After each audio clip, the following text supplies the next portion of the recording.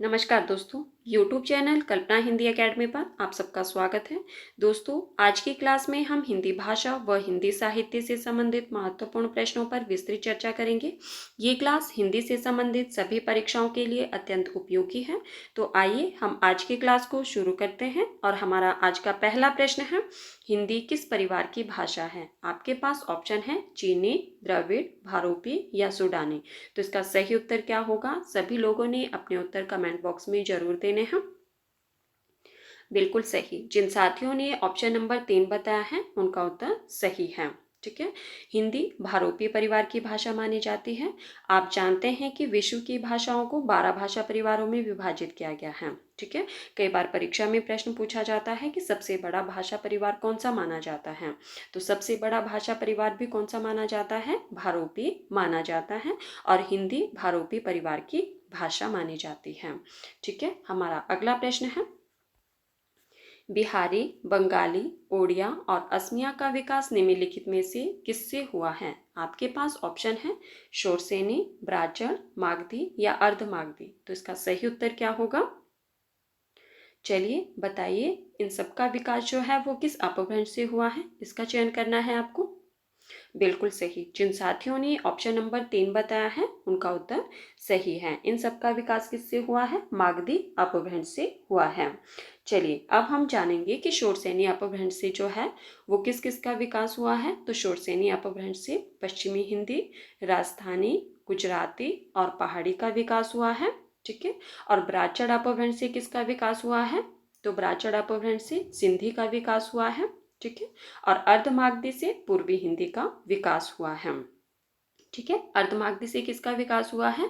पूर्वी हिंदी का विकास हुआ है। आज का प्रश्न है आप लोगों के लिए कि पूर्वी हिंदी के अंतर्गत कितनी बोलियां आती हैं और साथ में उनके नाम भी लिखने हैं। ठीक है। सभी लोगों ने अपना उत्तर कमेंट बॉक्स में जरूर देना है। जो साथी इस वीडियो को बाद में देखता है उनसे भी मेरी यही रिक्वेस्ट है कि प्लीज़ आप लोग भी अपना उत्तर जो है वो कमेंट बॉक्स में जरूर दीजिए। हमारा अगला प्रश्न है, निम्नलिखित में से कौन सा कथन भाषा को परिभाषित करता है? आपके पास ऑप्शन है भाषा विचार विनिमय का माध्यम है, भाषा योग्यता प्रदर्शन का साधन है, भाषा में नए नए विचारों या अनुभवों को व्यक्त करने की क्षमता होती है, या भाषा में दूसरों को प्रभावित करने की क्षमता होती है। तो आपको बताना है कि इनमें से कौन सा कथन भाषा को परिभाषित करता है, उसका चयन करना है आपको। चलिए बताइए, इसका सही उत्तर क्या होगा? बिल्कुल सही। जिन साथियों ने ऑप्शन नंबर 1 बताया है उनका उत्तर सही है। ठीक है। भाषा विचार विनिमय का माध्यम है, यह भाषा को परिभाषित करता है। और कई बार परीक्षा में इस तरह से प्रश्न भी पूछा जाता है कि भाषा विचार विनिमय का माध्यम है, यह परिभाषा किसने दी है? तब आपका उत्तर क्या होगा? प्रश्न कई बार इस तरह से भी पूछा जाता है कि भाषा विचार विनिमय का माध्यम है, यह परिभाषा किसकी है? तो यह परिभाषा किसने दी थी? बाबूराम सक्सेना ने। ठीक है। हमारा अगला प्रश्न है, हिंदी का प्रथम दुखांत नाटक कौन सा माना जाता है? आपके पास ऑप्शन है नहुष, विद्या सुंदर, रणधीर प्रेम मोहिनी या दुखिनी बाला। तो इसका सही उत्तर क्या होगा? हिंदी का प्रथम दुखांत नाटक कौन सा माना जाता है और इसके नाटककार कौन है, उनका नाम भी बताना है आपको। चलिए बताइए, इसका सही उत्तर क्या होगा? बिल्कुल सही। जिन साथियों ने ऑप्शन नंबर 3 बताया है उनका उत्तर सही है। रणधीर प्रेम मोहिनी को हिंदी का प्रथम दुखांत नाटक माना जाता है। ठीक है। किसका नाटक है ये? श्रीनिवास दास का है। ठीक है। और इसका समय क्या माना जाता है? तो 1877 ईस्वी। ठीक है। और चलिए अब हम जानेंगे कि जो नहुष नाटक है इसके रचनाकार कौन है। चलिए बताइए, नहुष के नाटककार कौन है? बिल्कुल सही, गोपाल चंद्र जी का नाटक है ये, 1859 ईस्वी का। और विद्या सुंदर किसका है? भारतेंदु हरिश्चंद्र जी का है, 1868 ईस्वी का। और दुखिनी बाला राधा कृष्णदास का है, 1880 ईस्वी का। ठीक है। अब हम इस पर भी चर्चा करेंगे। देखिए, कई बार परीक्षा में प्रश्न इस तरह से भी पूछा जाता है कि हिंदी का प्रथम नाटक कौन सा माना जाता है, तब आपका उत्तर क्या होगा? बताइए, हिंदी का प्रथम नाटक कौन सा माना जाता है? बिल्कुल सही, नहुष को माना जाता है। और इसके नाटककार कौन बताए हमने भी? बिल्कुल सही, गोपाल चंद्र जी का नाटक है और ये हिंदी का प्रथम नाटक माना जाता है। और कई बार परीक्षा में इस तरह से भी प्रश्न पूछा जाता है कि भारतेंदु हरिश्चंद्र जी का प्रथम नाटक कौन सा माना जाता है। तो भारतेंदु हरिश्चंद्र का प्रथम नाटक जो है वो विद्या सुंदर को माना जाता है। हमारा अगला प्रश्न है, कबीर के गुरु कौन थे? आपके पास ऑप्शन है रामानुजाचार्य, रामानंद, शंकराचार्य या नरहरिदास। तो इसका सही उत्तर क्या होगा? कबीर के गुरु का नाम बताना है आपको। बिल्कुल सही, जिन साथियों ने ऑप्शन नंबर 2 बताया है उनका उत्तर सही है। कबीर के गुरु कौन थे? रामानंद जी थे। और रामानंद जी के कुल कितने शिष्य थे? तो 12 शिष्य थे, जिनमें से कबीर भी एक शिष्य थे। हमारा अगला प्रश्न है, प्रकाशन वर्ष के अनुसार निम्नलिखित जीवनी परक ग्रंथों का सही अनुक्रम है। आपके पास ऑप्शन है, आपको सही अनुक्रम बताना है इसका प्रकाशन वर्ष के अनुसार। ऑप्शन नंबर 1 में क्या है? व्योमकेश दरवेश, कलम का मजदूर, कलम का सिपाही, आवारा मसीहा। ऑप्शन नंबर 2 में है आवारा मसीहा, व्योमकेश दरवेश, कलम का मजदूर, कलम का सिपाही, कलम का मजदूर, आवारा मसीहा, व्योमकेश दरवेश, कलम का सिपाही। और ऑप्शन नंबर 4 में है कलम का सिपाही, कलम का मजदूर, आवारा मसीहा, व्योमकेश दरवेश। तो चलिए अपना उत्तर दीजिए, इसका सही उत्तर क्या होगा। और साथ में आप लोगों ने इसका जो प्रकाशन वर्ष है वो भी बताना है और जो इसके जीवनी कारक है उनका नाम भी बताना है। तो चलिए बताइए इसका सही उत्तर क्या होगा। बिल्कुल सही, जिन साथियों ने ऑप्शन नंबर 4 बताया है उनका उत्तर सही है, कलम का सिपाही। इसका प्रकाशन वर्ष क्या माना जाता है? 1964 ईस्वी। ठीक है, किसके द्वारा कृत है ये? जीवनी विधा की रचना है ना ये। अच्छा ठीक है, अब ये किसके द्वारा रचित है? अमृत राय के द्वारा। ठीक है, और किसके जीवन से संबंधित है? तो प्रेमचंद जी के जीवन से संबंधित है ये। सॉरी, कलम का सिपाही, इसका प्रकाशन वर्ष क्या माना जाता है? 1962 ईस्वी। सॉरी, कलम का सिपाही 1962 ईस्वी की जीवनी है ये अमृत राय की। ठीक है, प्रेमचंद जी के जीवन से संबंधित है ये। और कलम का मजदूर 1964 ईस्वी की है।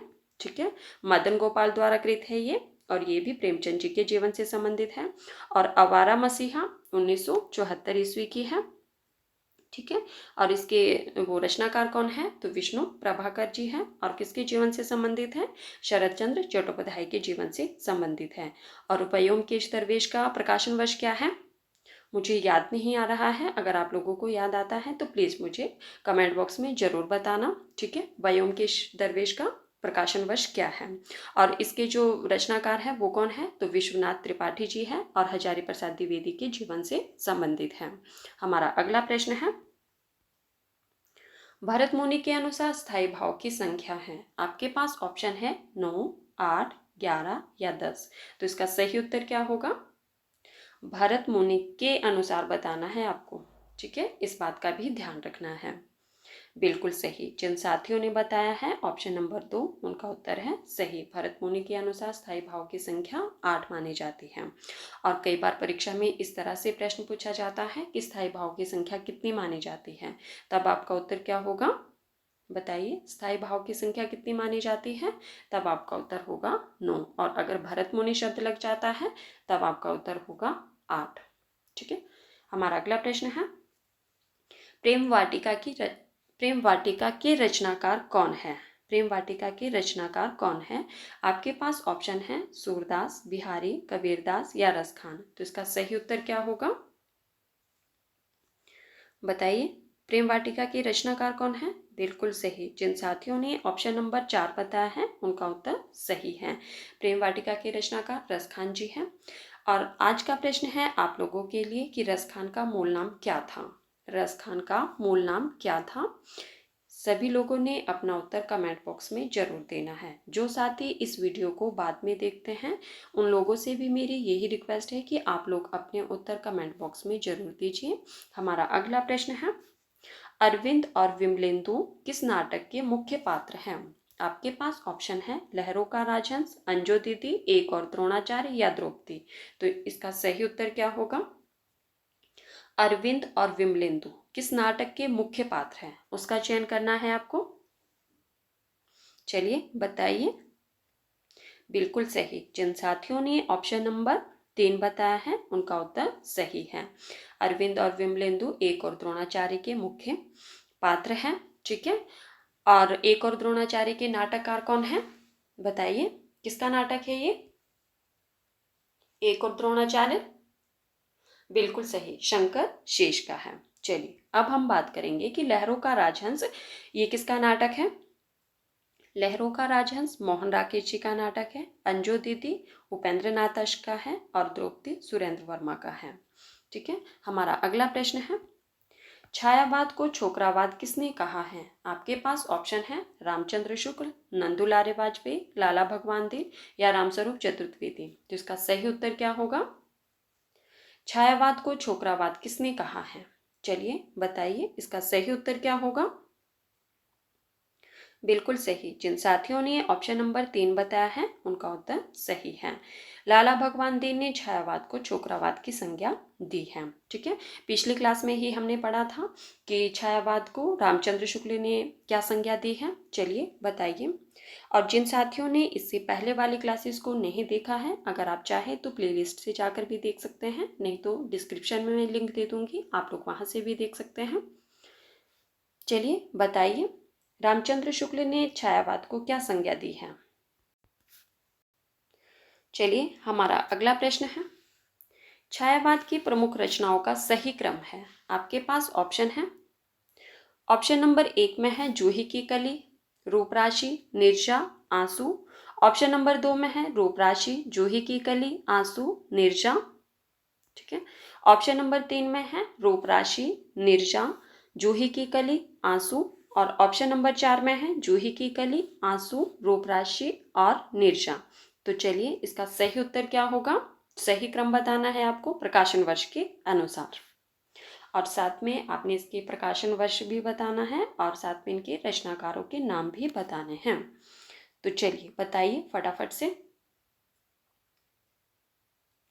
शाबाश, बिल्कुल सही, जिन साथियों ने ऑप्शन नंबर 4 बताया है उनका उत्तर सही है। जूही की कली, इसका प्रकाशन वर्ष क्या माना जाता है? 1916, ठीक है। किसकी रचना है? तो सूर्यकांत त्रिपाठी निराला जी की, ठीक है। और आंसू, आंसू का रचना काल क्या माना जाता है? 1925 ईस्वी, ठीक है। और इसके रचनाकार कौन है? चलिए बताइए, आंसू किसकी रचना है? बिल्कुल सही, जयशंकर प्रसाद जी की है, 1925 ईस्वी की, ठीक है। और रूपराशि, इसका प्रकाशन वर्ष क्या है? 1931 ईस्वी। किसकी रचना है ये? रूपराशि के रचनाकार कौन है? बिल्कुल सही, रामकुमार वर्मा, ठीक है। और निर्जा 1934 ईस्वी की रचना है। किसकी रचना है ये? महादेवी वर्मा की।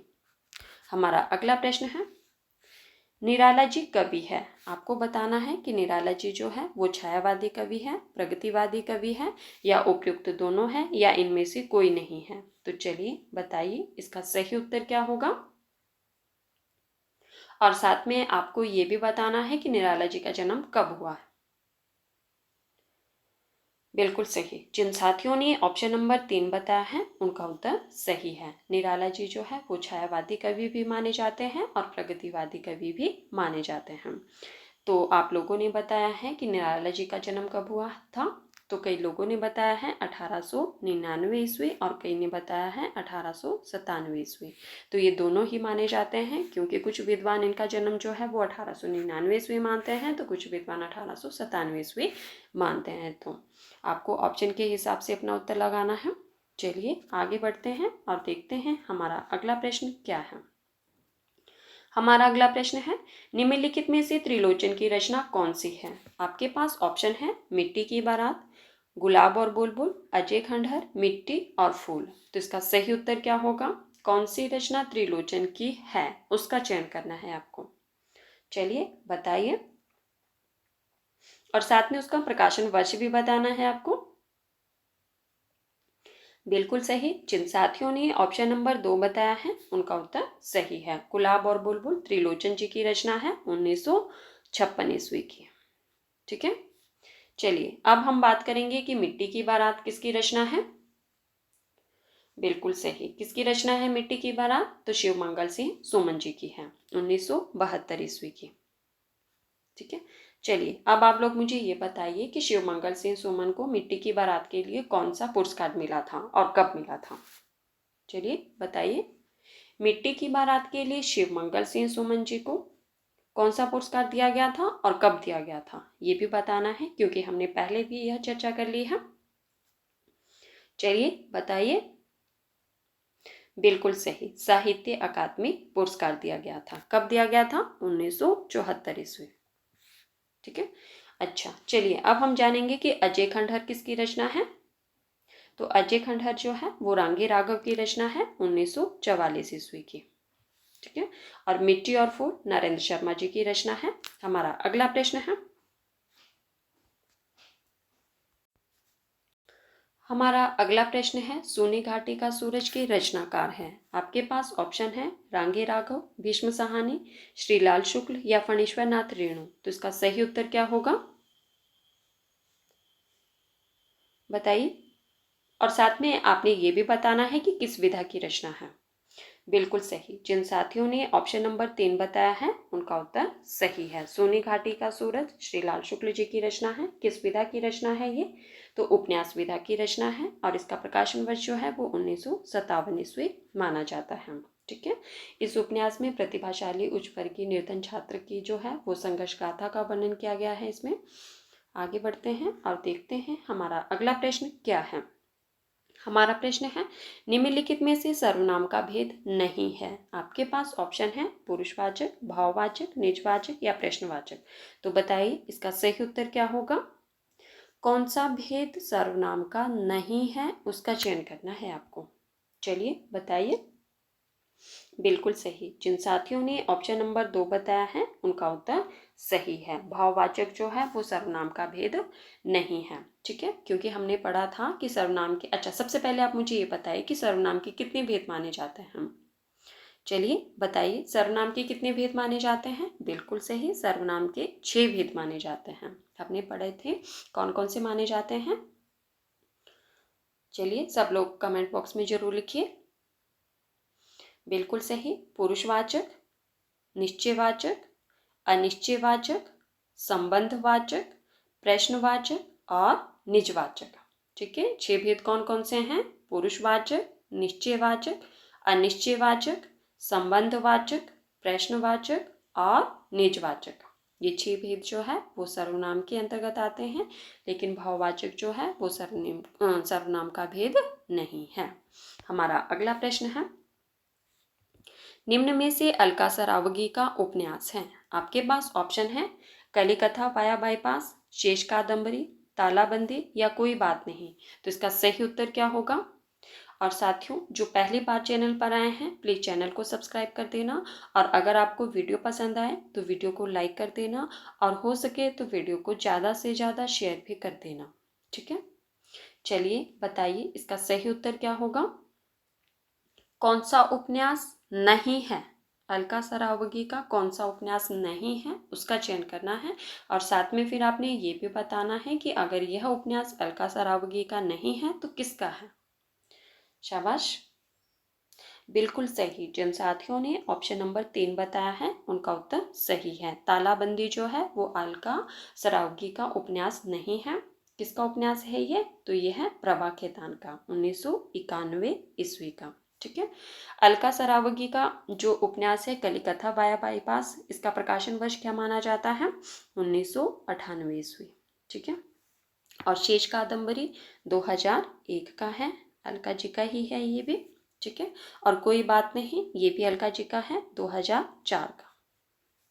हमारा अगला प्रश्न है, उसे पुरस्कार पाने के लिए परिश्रम करना पड़ेगा। ये आपके पास वाक्य दिया गया है, आपको बताना है कि यह कैसा वाक्य है। मिश्र वाक्य है, सरल वाक्य है, संयुक्त वाक्य है या इनमें से कोई नहीं है। तो चलिए बताइए। चलिए सबसे पहले हम जानेंगे, क्योंकि हमने पहले भी पढ़ा था, आप लोगों ने मुझे बताना है कि वाक्य का वर्गीकरण कितने आधार पर किया जाता है।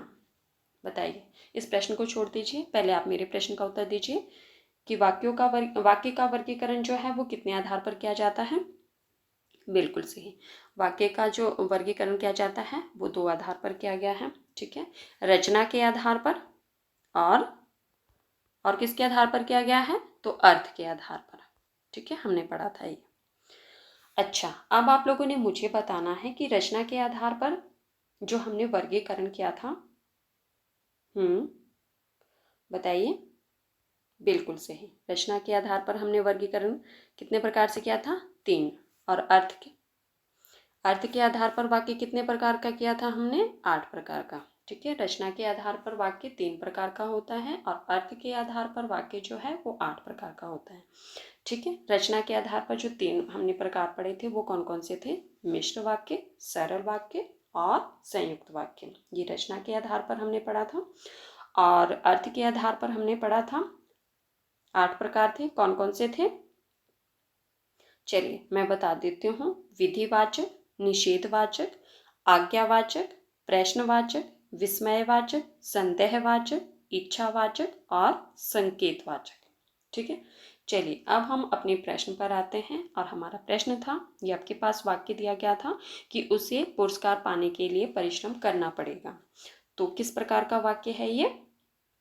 बिल्कुल सही। बहुत सारे साथियों ने अपना उत्तर जो है वो दे दिया है। तो यह जो है वो एक सरल वाक्य है। तो ऑप्शन नंबर 2 इसका सही होगा। हमारा अगला प्रश्न है, निम्नलिखित में से मोहन राकेश की रचना है। आपके पास ऑप्शन है, दूसरा दरवाजा, अंडे के छिलके, मेघ की छाया या रीढ़ की हड्डी। तो इसका सही उत्तर क्या होगा? मोहन राकेश की रचना कौन सी है उसका चयन करना है आपको। बताइए। बिल्कुल सही। जिन साथियों ने ऑप्शन नंबर 2 बताया है उनका उत्तर सही है। अंडे के छिलके मोहन राकेश जी की रचना है। ठीक है, अब हम जानेंगे कि दूसरा दरवाजा, इसके रचनाकार कौन है। दूसरा दरवाजा लक्ष्मी नारायण लाल जी की रचना है। मेघ की छाया गिरजा कुमार माथुर जी की रचना है। और रीढ़ की हड्डी जगदीश चंद्र माथुर, हाँ, रीढ़ की हड्डी किसकी है? जगदीश चंद्र माथुर की है। और मेघ की छाया किसकी बताया मैंने? गिरजा कुमार माथुर की। ठीक है, दोनों माथुर माथुर आया तो कंफ्यूजन हो गया है ना। मेघ की छाया किसकी है? गिरजा कुमार माथुर की है। और रीढ़ की हड्डी जगदीश चंद्र माथुर की है। हमारा अगला प्रश्न है, सरयू पार की यात्रा किस विधा की रचना है। आपके पास ऑप्शन है, यात्रा वृतांत, रिपोर्टाज, संस्मरण या रेखा चित्र। तो इसका सही उत्तर क्या होगा? सरयू पार की यात्रा किस विधा की रचना है और इसके रचनाकार कौन है उनका नाम भी बताना है आपको। साथियों, जिन्होंने अभी तक वीडियो को लाइक नहीं किया है प्लीज़ वीडियो को लाइक कर दो और वीडियो को ज़्यादा से ज़्यादा शेयर भी कर दो। बिल्कुल सही। जिन साथियों ने ऑप्शन नंबर 1 बताया है उनका उत्तर सही है। सरयू पार की यात्रा जो है वो एक यात्रा वृतांत है। और इसके रचनाकार कौन है? तो भारतेंदु हरिश्चंद्र जी हैं। हमारा अगला प्रश्न है, कालक्रम की दृष्टि से साहित्य सिद्धांतों का सही अनुक्रम है। आपके पास ऑप्शन है। ऑप्शन नंबर 1 में है अलंकार, रस, ध्वनि, रीति। ऑप्शन नंबर 2 में है रीति, रस, ध्वनि, अलंकार। ऑप्शन नंबर 3 में है रस, अलंकार, रीति, ध्वनि। और ऑप्शन नंबर 4 में है ध्वनि, रीति, अलंकार, रस। तो आपको बताना है कालक्रम की दृष्टि से साहित्य सिद्धांतों का सही अनुक्रम क्या है। चलिए बताइए, सभी लोग अपना उत्तर दीजिए। बिल्कुल सही। जिन साथियों ने बताया है ऑप्शन नंबर 3 उनका उत्तर है सही। ठीक है, रस रस सिद्धांत के प्रवर्तक कौन माने जाते हैं? तो भरत मुनि। और भरत मुनि का समय क्या माना जाता है? 2री शताब्दी। ठीक है, और अलंकार संप्रदाय के प्रवर्तक कौन माने जाते हैं? चलिए इस तरह से हमारे ये प्रश्न भी क्लियर हो जाएंगे। बताइए, अलंकार संप्रदाय के प्रवर्तक कौन माने जाते हैं? भामह। ठीक है, और भामा का समय क्या माना जाता है? 6वीं शताब्दी। ठीक है, और फिर है रीति। रीति संप्रदाय के प्रवर्तक कौन माने जाते हैं? बताइए। बिल्कुल सही। रीति संप्रदाय के प्रवर्तक कौन माने जाते हैं? तो वामन माने जाते हैं। और वामन का समय क्या माना जाता है? 8वीं शताब्दी। अच्छा, अब ध्वनि संप्रदाय के प्रवर्तक कौन माने जाते हैं? बताइए। ध्वनि संप्रदाय के प्रवर्तक का नाम बताइए। बिल्कुल सही, आनंद वर्धन। ठीक है, और इनका समय जो है वो क्या माना जाता है? 9वीं शताब्दी। तो इस तरह से हमारा सही उत्तर क्या होगा? ऑप्शन नंबर 3, रस, अलंकार, रीति, ध्वनि। ठीक है। तो साथियों, ये थे आज के हमारे कुछ महत्वपूर्ण प्रश्न जिन पर हमने चर्चा की। अगर आपको क्लास पसंद आए तो प्लीज़ क्लास को लाइक कर देना, और अगर आपको ज़्यादा ही पसंद आई हो या आप थोड़ी सी भी मेरी हेल्प करना चाहते हैं तो प्लीज़ वीडियो को ज़्यादा से ज़्यादा शेयर भी कर देना। ठीक है। धन्यवाद, मिलते हैं अगली क्लास में। और आप लोगों ने जो साथी बाद में इस वीडियो को देखते हैं, प्लीज़ मुझे कमेंट करके ज़रूर बताना कि आपको ये क्लास कैसी लगी। ठीक है। और आपकी कितने प्रश्न जो है वो सही हुए। धन्यवाद, मिलते हैं अगली क्लास में। बाय।